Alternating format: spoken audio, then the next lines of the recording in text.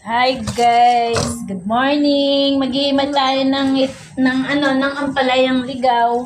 Ayan, ang dami.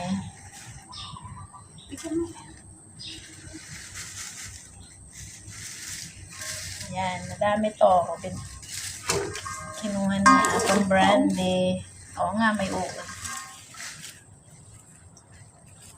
Himayin na natin.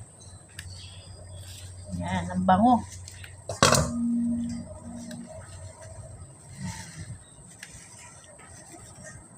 Alam niyo bang mas healthy ang ganitong ampalaya kasi tumutubo lang sila tapos walang spray, walang fertilizer,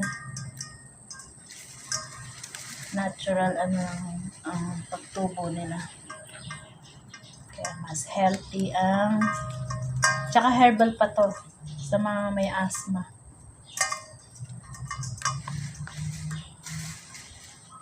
Palayang ligaw. Yung hindi mo pagpapaguran na itanim, tutubo lang sila pero tapos mag-harvest ka lang.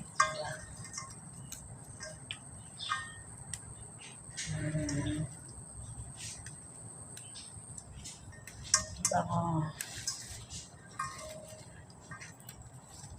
Ayan guys. Tapos na yata yung bagyo. Good morning. Yung nahimay namin. Palayang ligaw.